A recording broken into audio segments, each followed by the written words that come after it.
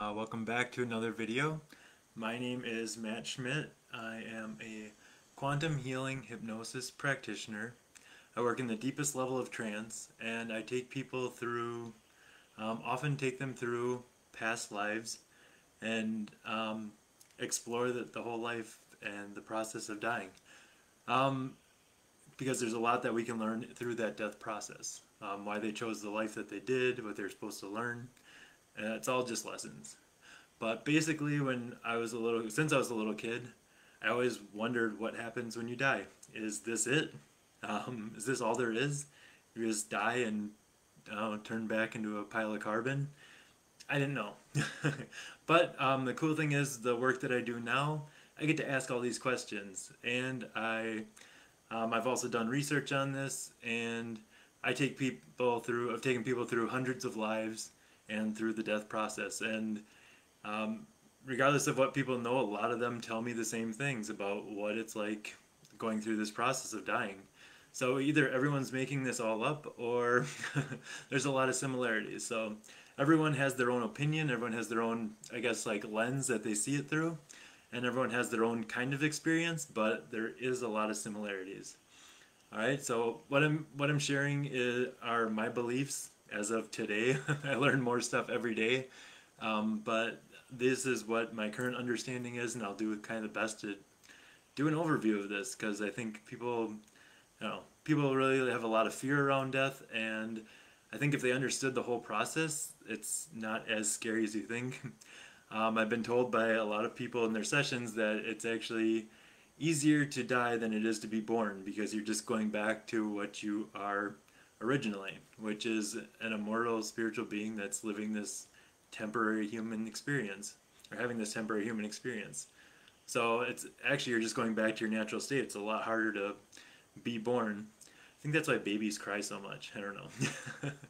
But yeah, so I first got interested in this back when I was big into like medical stuff and more of a scientist. All these people that had near-death experiences that shared similar stories. They shared like a tunnel and some sort of light at the end of the tunnel, maybe a hallway. You could have 100 different people describe the exact same thing and get slight different variations of it, but basically that's them transitioning to the other side, and there's a energetic process that happens after they die, which these people don't experience because they never reach that point. So the point that actually severs them from being in this world. So they get close, but they don't actually make that jump into actual death. So there are a lot of books out there. This isn't anything new. I'm not planting a flag anywhere. This has been known for a long time, and more recently in our culture through many authors and doctors who have worked with people that have uncovered the exact same information. So one of the books is Journey of Souls by Michael Newton. A very comprehensive book, more scientific than some of them. There's another one, Many Lives, Many Masters by Brian Weiss, and also Between Death and Life. I think it's my personal favorite, by Dolores Cannon. So check those out. I think Journey of Souls was written in '94, so this really isn't anything new, but it was all pretty new to me. So as I never really dove into this, and people have started telling me about their experiences, so then got more and more interested in it. So when I work with someone, we work in the deepest level of trance where they have access to all the lives they had ever lived. I didn't even believe in past lives before this, but every person tells me when they go to a past life about the same thing, what it's like to come into Earth, and kind of the same experience. So yeah, I see it every day in my work. All right, so when you die, it's actually a very natural process, and it's very seamless. In traumatic deaths, I find that the soul often leaves the body before we would think that the body has expired, if it's a very traumatic death. Unless there's something to be learned from the trauma, there's really no point in the soul going through that. So they're actually removed from the body before this happens. I think there's a classic picture of a monk lighting himself on fire in Vietnam that I'm sure a lot of you have seen. And what they're doing is the soul's already gone from the body. The body's still there, and it remains behind, and they're not actually experiencing that trauma. All right, so when we die, there's different ways of dying. If you're an advanced soul, if you've done this lots of times, you know what to do. You you just basically go to the other side, and then you're there. For newer souls, a lot of times they're greeted by recent family members that have passed, or someone who's close to them. Sometimes pets. They don't have form on the other side, but they come through, and they can take any form they want. So they come through in a form that's pleasing to that person. It's known when you're going to exit, so this isn't like they already know that this is going to happen. So there is a free will aspect to that. You do have multiple exits based on the choices you make, but there is a time when you've decided before this life to even when you're going to leave. Okay? A lot of people describe the same thing, the tunnel, and then they get to the other side where there's like, a lot of people describe, oh, the purple light, and there's the other beings appear as like almost like see-through people, but they're just manifesting in forms. Some people ask about, oh, heaven, hell. I've asked a lot of these questions, and there's no heaven, there's no hell. Heaven can be what you create afterwards. What you choose to create after you leave this world is what you experience. If you think you're deserving of hell, you actually create hell until you realize that you're just creating it, and then it disappears and you can go on with your learning. But that's how powerful your sense of belief is. If you believe it, that's what it can be. So if you feel like you need that and you deserve that, you can create hell, but no one has to go there. The heaven can be what you create, and you can spend, I don't know, as much time as you want in this place of heaven, whatever you decide you want, whatever you create. But then it's back to learning.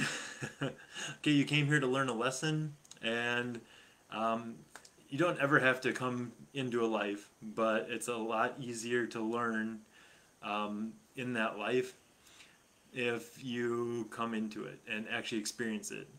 I compare it to doing chemistry by reading a book or actually going in the lab and blowing something up. Two different things. You learn a lot quicker when stuff's on fire, at least in my experience. So that's why people come here. They come here to get the lessons, and everything is really nice. It's sunshine and rainbows on the other side. So you come here to have those hard lessons, to learn, like, if everything was really easy, you wouldn't learn anything. So there's no good, there's no bad, there's only lessons. The only bad thing is the lesson you don't learn from, and you're given another chance. That brings me to another point, is Judgment Day. So the whole idea of Judgment Day goes back to you are your own worst critic. So it's I've taken people through this, and they call it a life review when they do it, and they meet with a council, and this council varies from person to person based on who's there. Sometimes the people who guide you on the other side are there, and you review your life. And often I'm told that you are the hardest on yourself.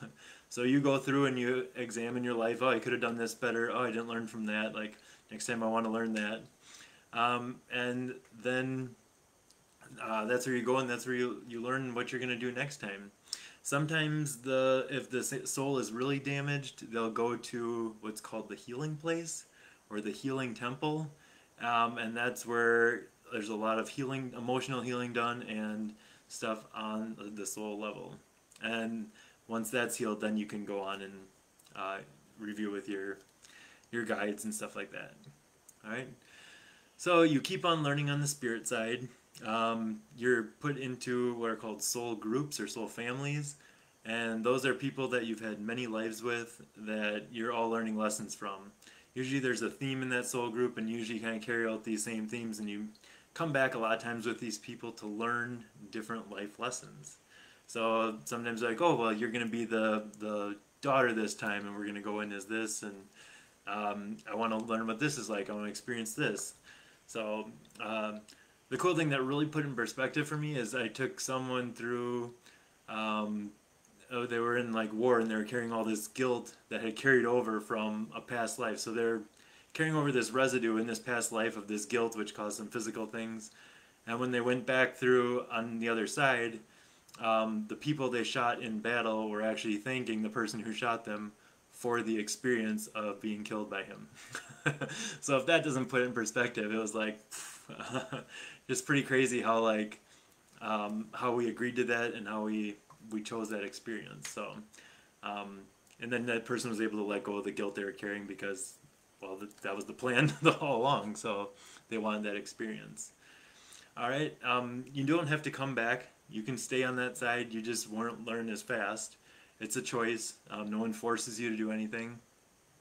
But you actually agreed to come here and have these lessons. And some people are like, "Oh, why am I here? I don't like it. This is too hard." You picked it.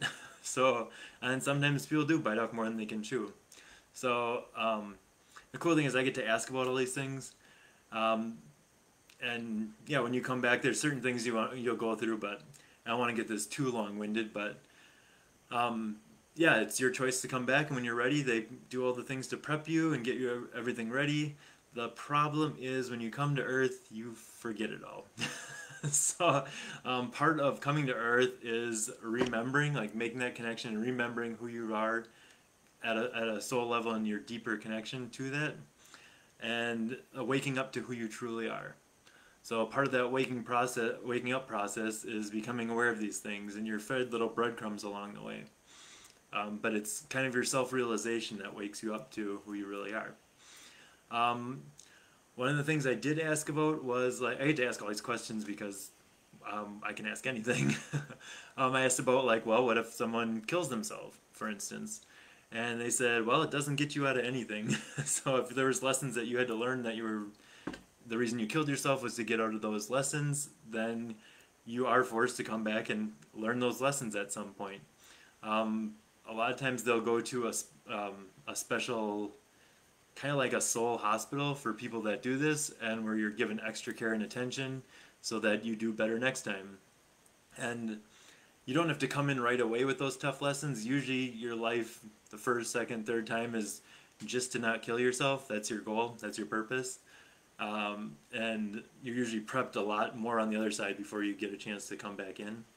But eventually you'll have to go through those same lessons further down the road with the same people, and often they're harder. So it really doesn't get you out of anything. If you are near end of life, it's not the same thing. You've learned your lessons. That's not the same thing. That's not what we're talking about. You're not doing it to get out of anything.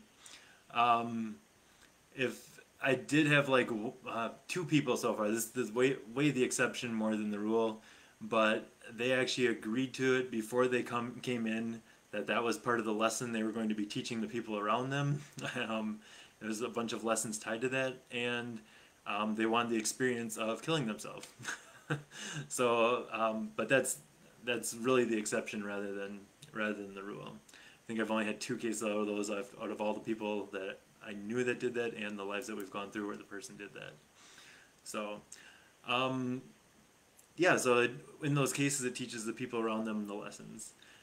I do ask questions. A lot of healing revolves around, I've always had questions like, when does a soul enter a body? Basic question. We can't agree on it in science. We can't agree on it in religion. But hey, I get to ask. And I get to watch when a soul comes into the body.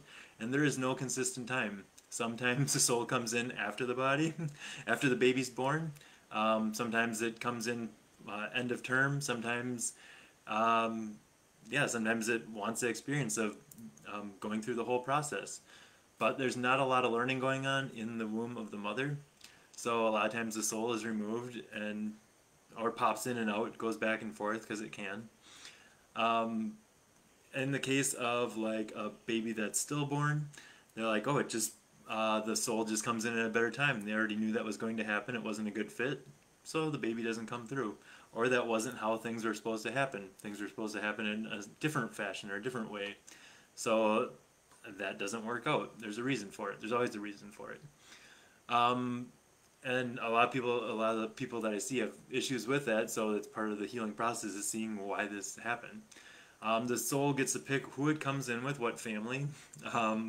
It chooses its name, and kind of like puts that name into the parent's mind of what they want to be called, and they get to pick what lessons, what family. If it's not a good fit, they can choose to leave that family. They have a period where they can come and go, and they don't have to stay with that family or stay in that situation.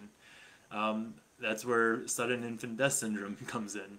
It's cool how this all fits, because none of this makes sense medically, but when you see it from the big picture, it makes total sense. Things with abortion. There's a lot of healing that revolves around abortion. Some people carry the guilt of that. It doesn't stop a soul from coming in. It just comes in at a more appropriate time. And a lot of times they already knew that this was going to happen, so they don't even attach a soul to that body. So I thought that was very interesting.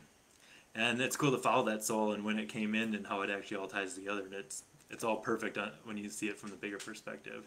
But it's really hard to see when you're in the middle of it. I get it. Yeah, so that's pretty cool to see, and you get to ask these souls what's going on, what's it like. Talk to the soul while it's in the womb or before it comes in. Why'd you pick this family? And they tell them what they were going to teach and what they're going to learn. I also talked before in some of my other videos about how everything's a message to your body, and I know a lot of you have contacted me about this, and like, what about a child that dies at 2 of beta cell leukemia, for example? And the answer is they already knew that life was going to be a short life, and they came in not to learn anything, but to teach all those around them about this lesson. Because with that short life, they've taught a whole bunch of lessons just in that short time. So that's why that soul chose to take that life. The time on the other side, I think the fastest I've seen anyone come back was about 9 months, which is very fast. I haven't seen anyone else come back in less than 2 years, other than one case, and that was a person that was like 5 years old that died in Nazi Germany that wanted to just have that short life and jump right back in. So that's the exception. 2 to 10 years, pretty standard, depending on. There's no set thing. Back long ago, when you go back to like caveman lives, the time between lives was a lot longer, and the time between lives now in modern times is a lot shorter. I'd say about 10 years maybe is pretty average. But back in the old times, it was a lot longer. So I find that also very interesting. All right. If you have any questions, put them in the comments. I'm not going to answer any of them on the video, but I will be happy to entertain any questions you have, and I'll do my best to answer them. And just know that this is the best answers I have based on going through hundreds of lives with people, doing my own research, and taking what I know, but I'm constantly learning, so yeah, feel free. And if you don't want to put them in the comments, I'd be happy to entertain them in direct messages or private messages. Alright, thanks guys, we'll see you next time.